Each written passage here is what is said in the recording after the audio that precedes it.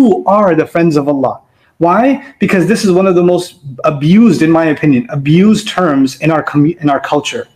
Awliyaullah, awliya. The people that are friends of Allah. We use this term in our culture for, in Urdu they say, bahut pahunchi hui personality, bahut pahunche hue log hain. In other words, they've got some high status. They are so close to Allah. They're like on the 150th floor. You live in the basement. They're way more connected to Allah than you are. So man, you can never reach their level, right? Those are the awliya of Allah. So when they walk in, you should just humble yourself, and you should, run to get their whatever divine wisdom they have to drop on you, right? So listen to how Allah describes awliya Allah, and this is what I'll conclude my khutbah with today. Allah Azza wa Jal says, this is ayah number 62 and 63 of Surah Yunus, right? He says, Ala inna awliya Allahi la khawfun alayhim wa la hum yahzanun alladhina amanu wa kanu yattaqun. So simple.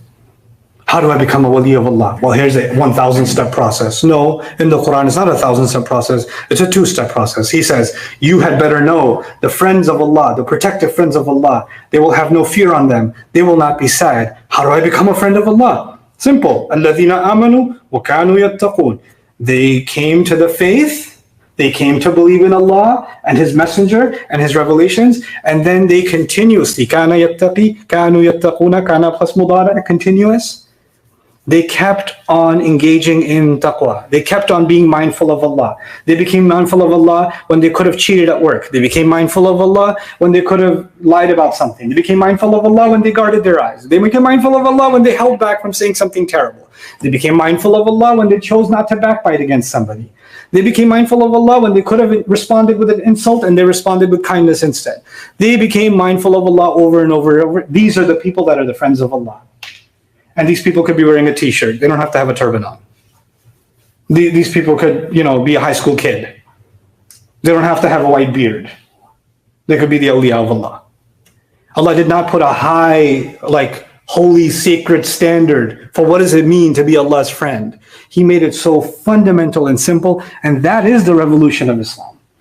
That is actually revolutionary. Anybody can be the friend of Allah with meeting some very basic requirements. الَّذِينَ آمَنُوا وَكَانُوا يَتَّقُونَ. There is no additional requirements.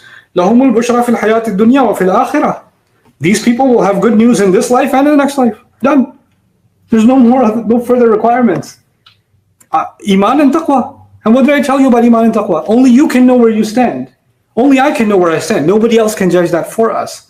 So I pray we don't become victims to, popifying and creating, artificial sacredness and supporting that kind of artificial sacredness. We should benefit from people that know more than us. We should learn from scholars, learn from people that have better character than we do, learn from their manners, learn from their adab.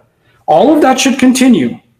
But not for a single moment should we consider anyone in a place where we assume they have a higher taqwa than the rest of us. This is not what we do for ourselves, and we don't do this for others, because it leads to many, many, many problems. And it takes us away from the actual spirit and message of the Quran. May Allah Azza wa Jalla make us the kinds of thinkers and the kinds of muttaqeen and the kinds of believers that Allah wants us to be in light of His word.